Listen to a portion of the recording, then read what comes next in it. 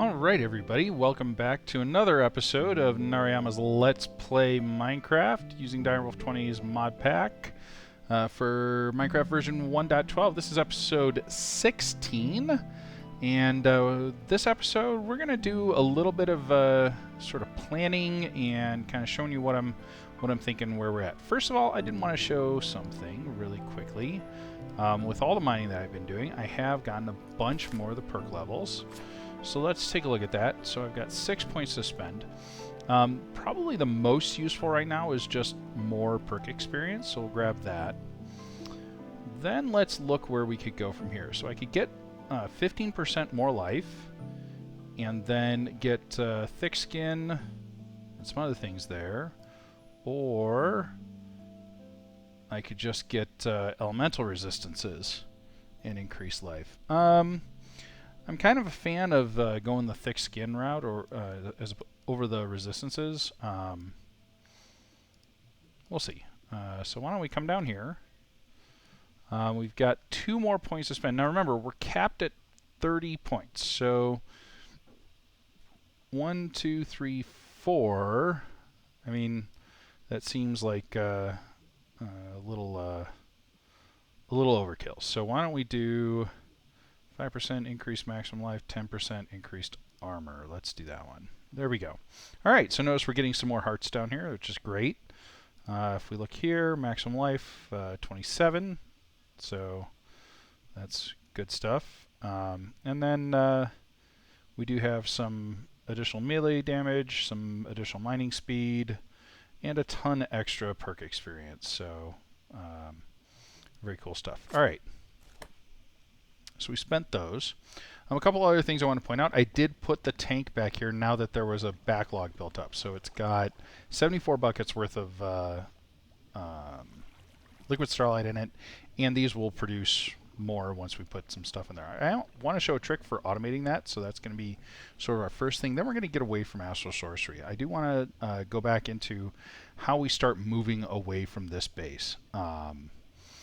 So I'll show you sort of the preparation steps for that, and then we'll build a block that will let us place it in mid-air, and that'll allow us to start building our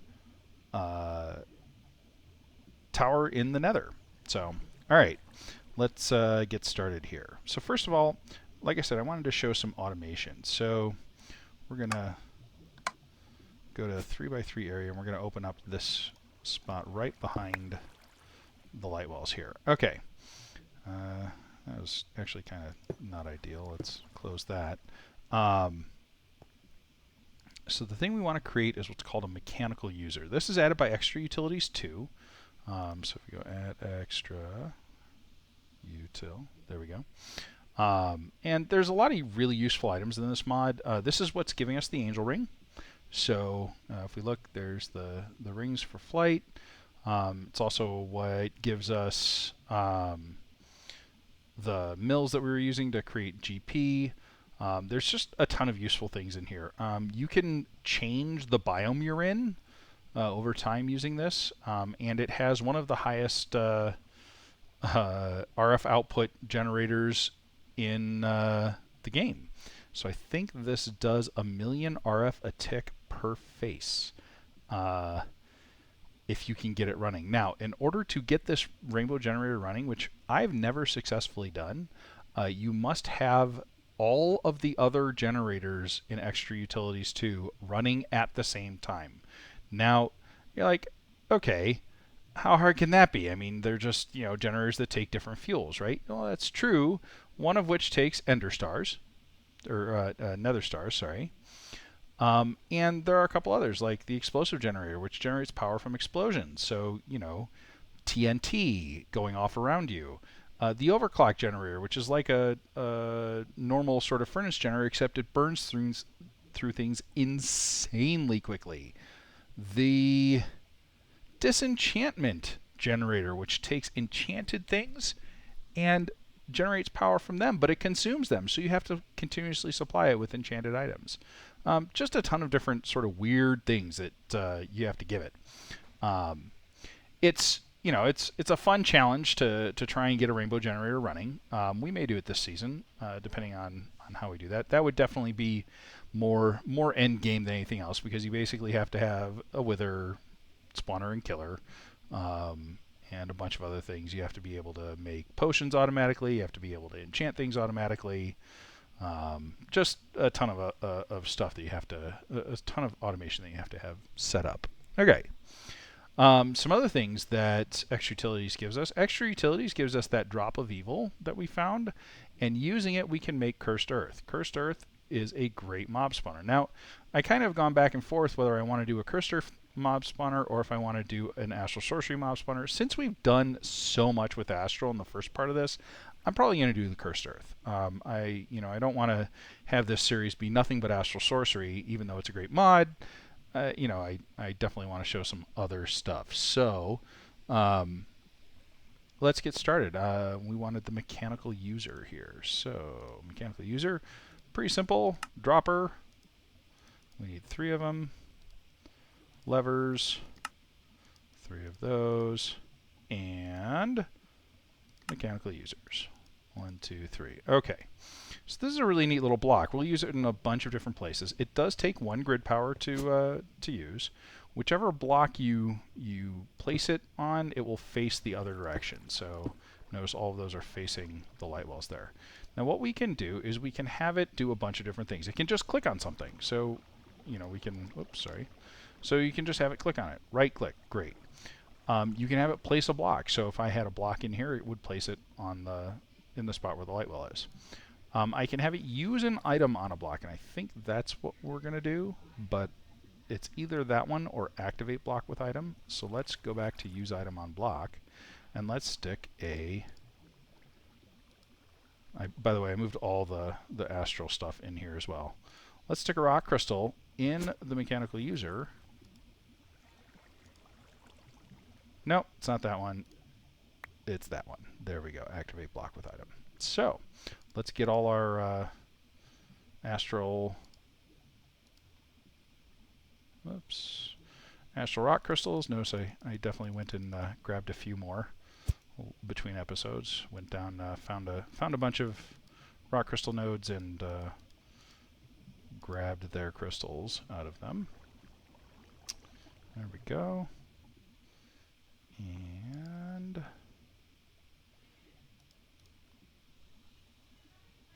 actually, let's stick all this in here for the moment so I can just grab all of these.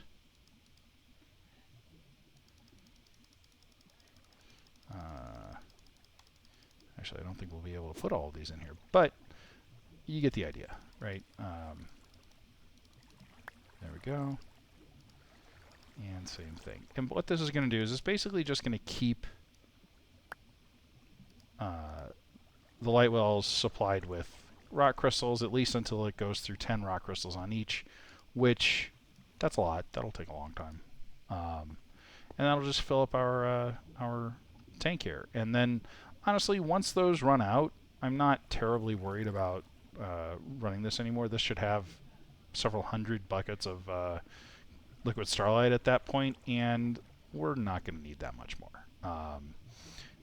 We basically want at least 1 for each of the rituals that we want to do, but there's some that we're not going to do.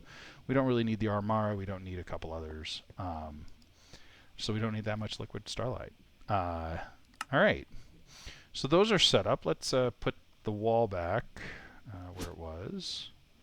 We could probably do regular stone there, but that's okay. All right.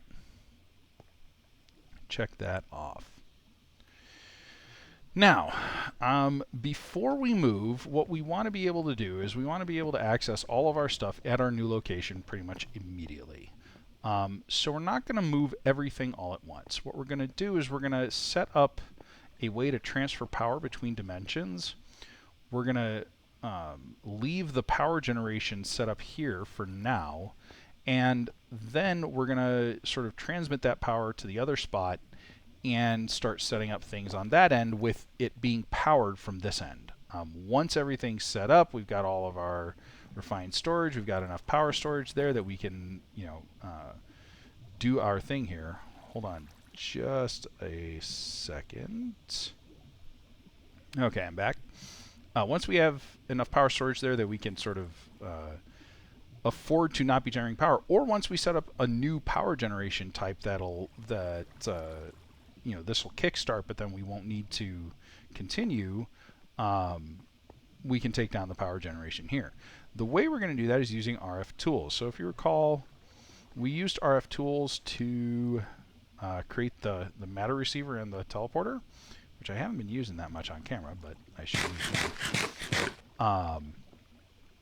The other thing that it can make are these power cells. So if you look here, we've got power cells. They take a diamond, an emerald, 2 prismarine shards, which I made a few of those between episodes, a whole lot of redstone, and a machine frame. The other thing they use are these linking, or these power cell cards.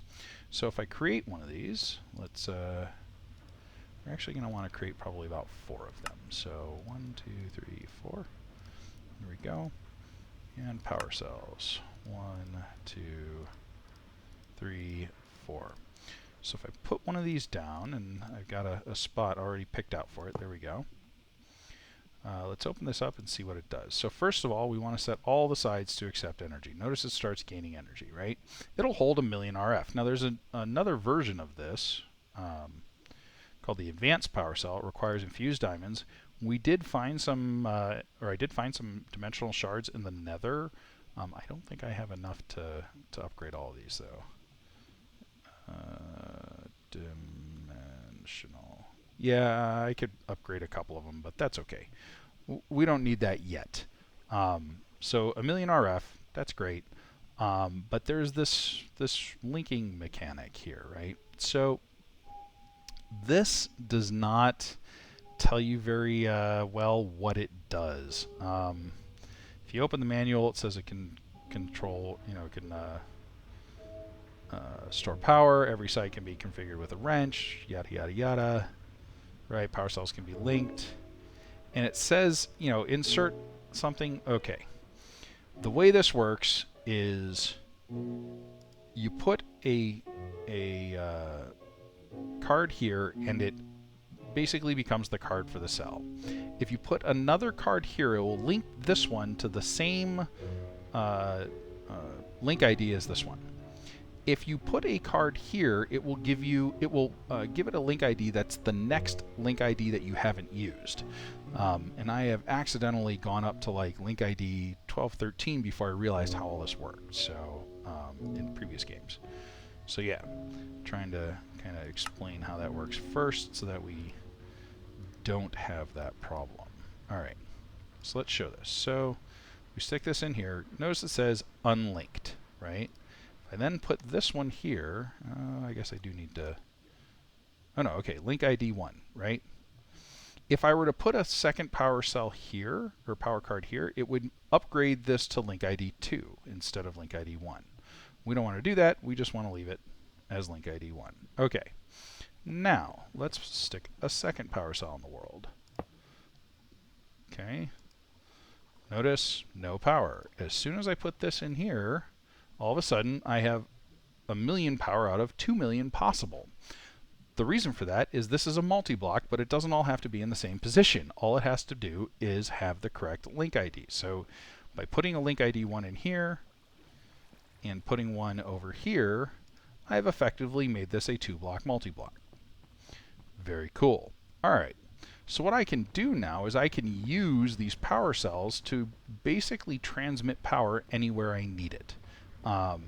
This is a bit more expensive. There's another way using extra utilities to transmit small amounts of power, and we will use that in the future. But we do kind of want the big amount here for this one because we're going to need it in our base. So let's go ahead and start crafting up some other stuff. Hold on just a second. Okay, and I'm back. So the next thing we want to make is this angel block. This is going to let us place a block in mid-air. So if I show this off really quick, let's say I wanted to start building something 10 blocks above my building here. Now, it's really hard to tell where you're actually going to put this. It's basically directly in front of you, so click, and there it goes. Now, that was kind of off-center there, but that's okay. Now I can basically use this as my anchor point for building more stuff, right? And I can go ahead and mine it, and we'll just head back. Oh, I think it went in here because... Oh, no, I didn't. I turned that off. Good. Alrighty then. So that's how the angel block works. So, we've got some nether brick, we've got some sandstone, we've got some glass, and I'm going to bring my chisel, which, is it in here already? It is, but you know what? We're going to be chiseling a whole lot of blocks, so I'm going to grab the second one that I made too. Where'd it go? There it is. Alright, just in case I break the first one. And we'll go ahead and put the power cells in here. I can pick this up.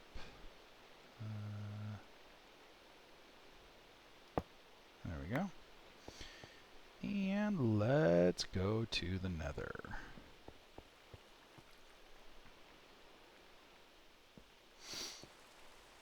So we'll have a couple priorities first. The first thing we're going to need to do is create a kind of basic structure that's safe from ghasts, because we don't have hostile mob spawns turned off here. It's turned off around our base in the overworld. So what we don't want to do is we don't want to build a big structure and then all of a sudden have a ghast blow it up. That would suck. So instead, we're going to build our structure out of cobblestone, which is explosion resistant. It's not explosion proof, but it is explosion resistant. And once we have the cobblestone structure set up... Oh, where are you, Mr. Ghast? I hear you. Ho, Ghast, I know you're there. I hear you and I feel your breath. I am, by the way, a complete Tolkien geek. You'll probably hear lots and lots and lots of quotes from the movies, from the books.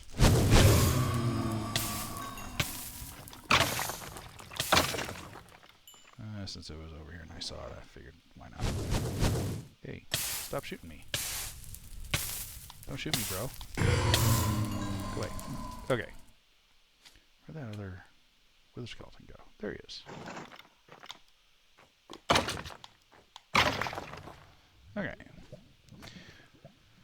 So I don't hear the ghast anymore. If it pops up, we'll take care of it. But let's go ahead and figure out where we want to start. So I put my bookmark there, but we are going to want like a bridge from land over to the tower here. I think we sort of center ourselves from the top there. That looks good.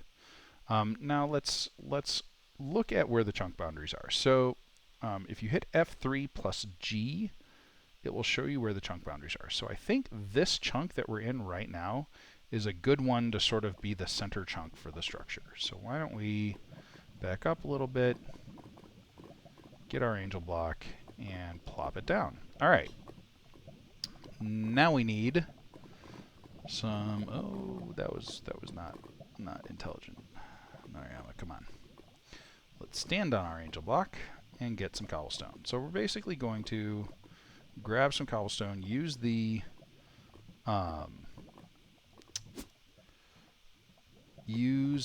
builder's wand to make ourselves a quick thing here. Building gadget, not builder's wand. Come on. Did I get it? I did. Awesome. Alright, so Shift C. That didn't work, because I have to hold it down. Shift C. I want a vertical column. I want it to be... we'll make it 1 for now, so I just place one block at a time. You're like, why are you doing it this way? You could just use the... what you call it? Well, because this way... Oh, you know what? Why isn't that working? Shift C. Vertical column. Oh, let's... Ooh. I might have to go on top. So, yeah. Let's do build to me. Here we go. I'm gonna head down to the lava here. Go down there. All right.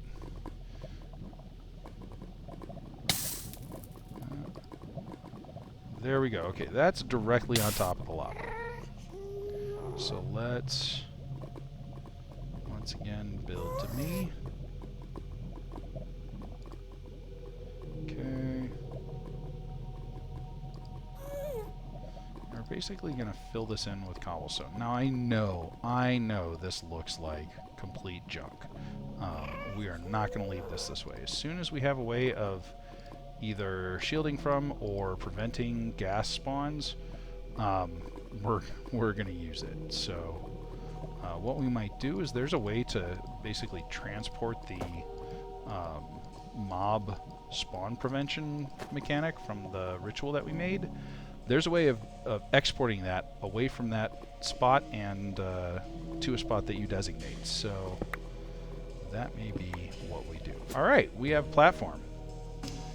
Let's get started. So let's... Oh, gassed. I hear you. Oh, there you are. F3. G to turn on those chunk boundaries. No. Don't think so. Gotcha. Alright, got 3 gas tiers. Great. So, the cobblestone may turn on fire, but it won't blow up from... it won't explode from gas. So, let's go ahead and make some... kind of make this just like a quick cube, if you will. So we're gonna just put some things there. Then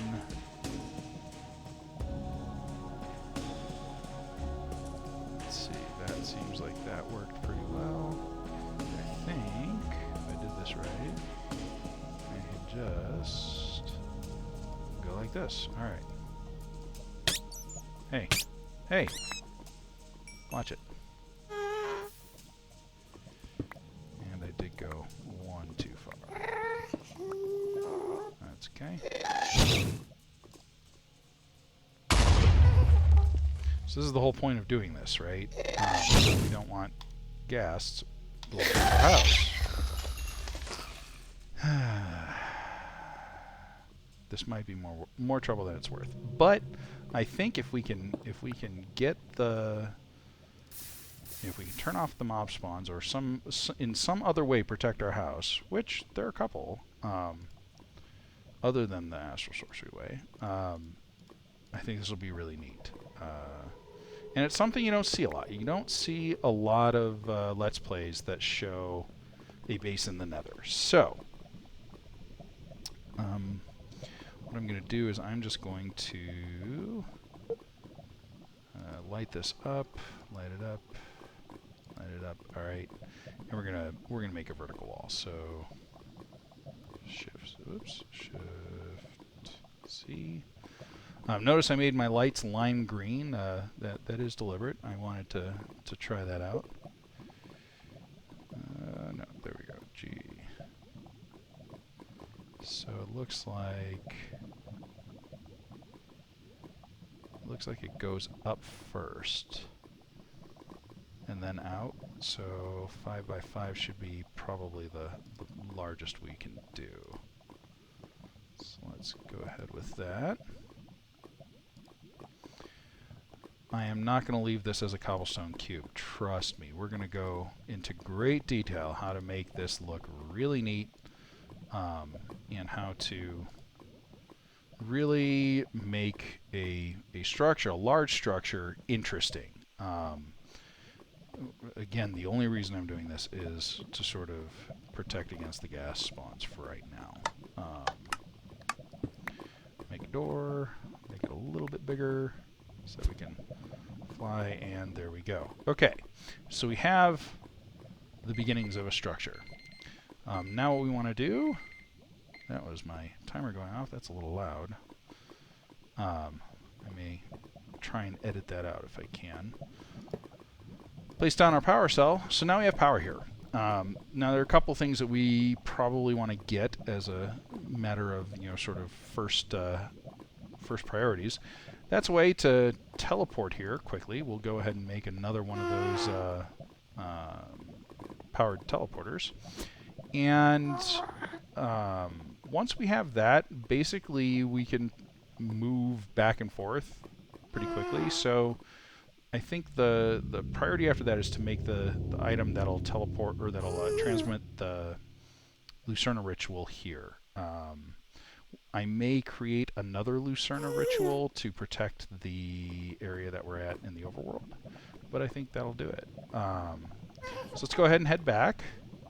We kind of got our initial spot set up here. And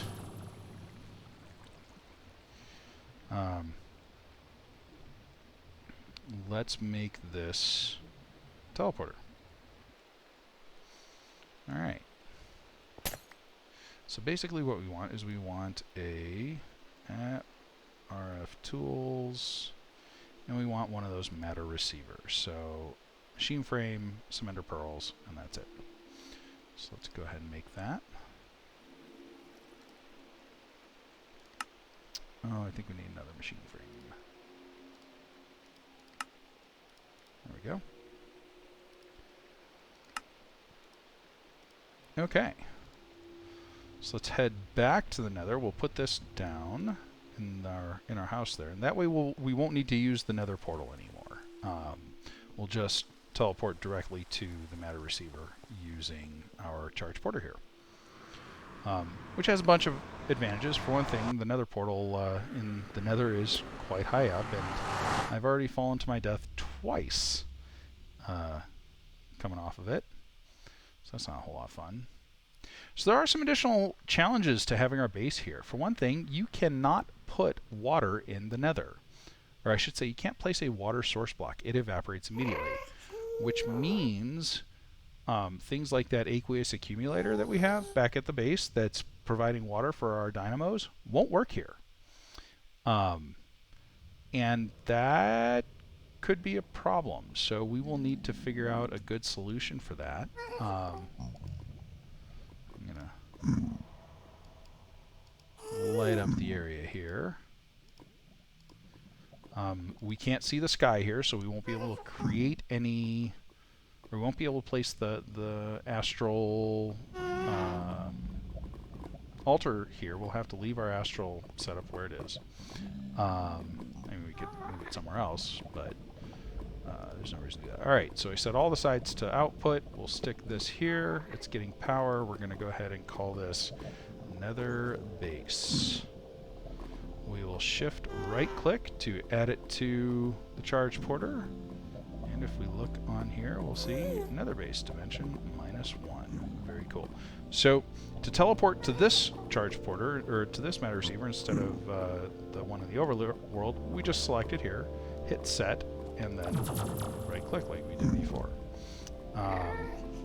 Something to keep in mind, right now we don't have any way of recharging our flux capacitor here in the Nether, so we will have to watch our power consumption, but that's okay. We've got plenty. It's not something we're going to have to worry about unless we spend a lot of time here and use a lot of power. But to get back, we'll just set it to the astral home and start teleportation. There we go, folks. All right, we've got our first pieces set up in the Nether. So when we're building this structure, I'm going to use a bunch of different things. I'll use that exchanging gadget to sort of swap out the cobblestone blocks as I go. I'll also, and actually while I'm thinking about it, I can clean this up. Don't need that.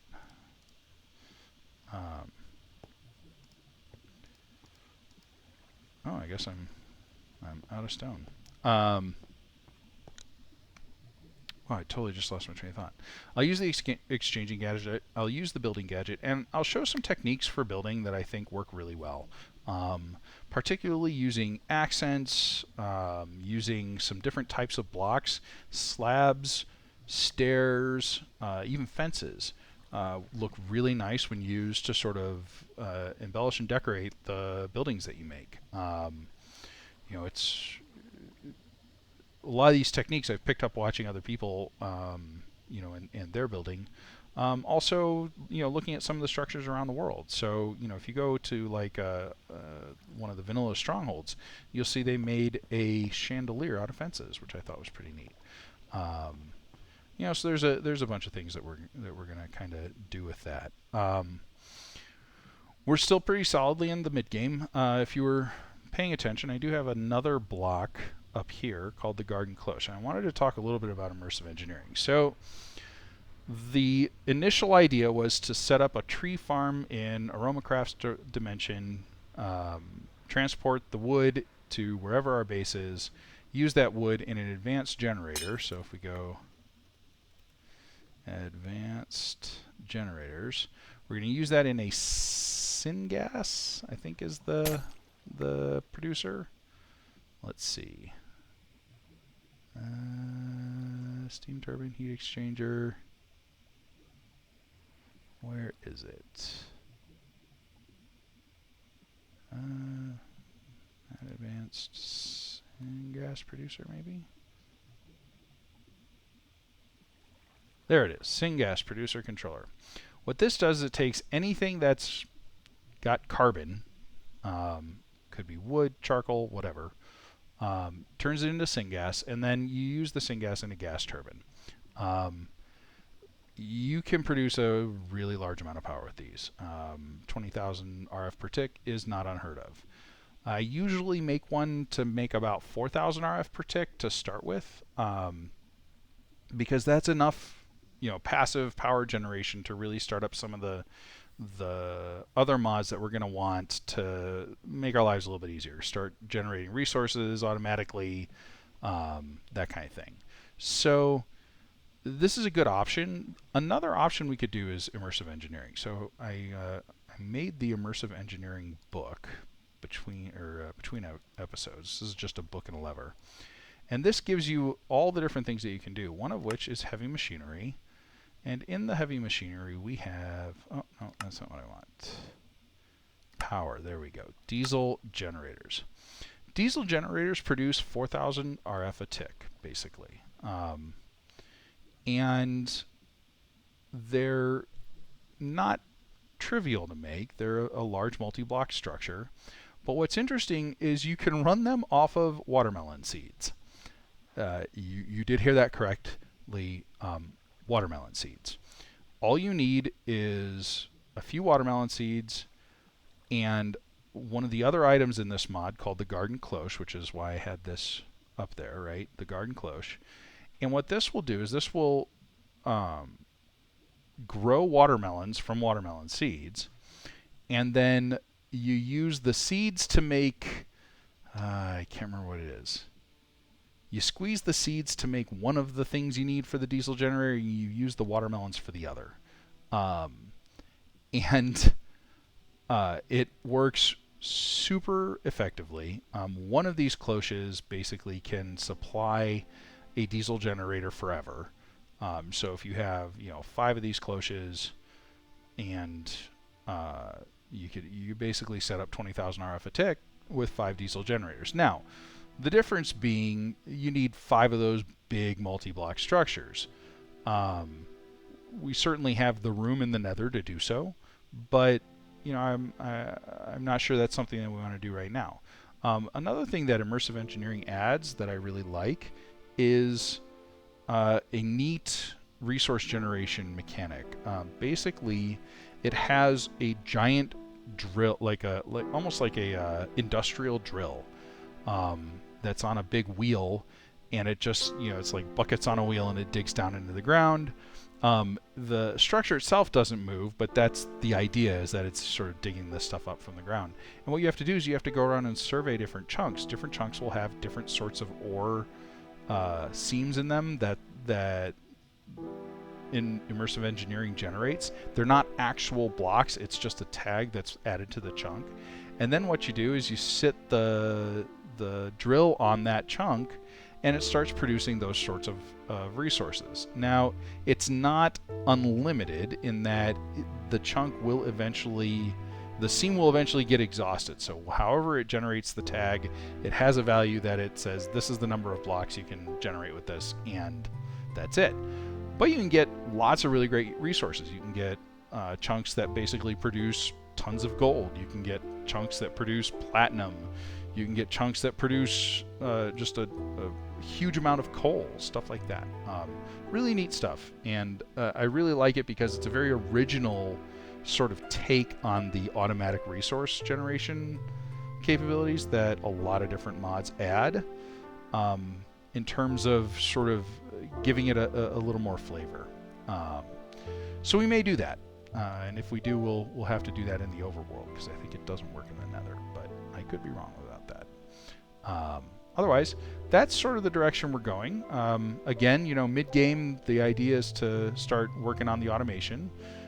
We got power, you know, sort of transportation going here with the power cell. We'll be able to basically transport the power we're making with coal anywhere we want.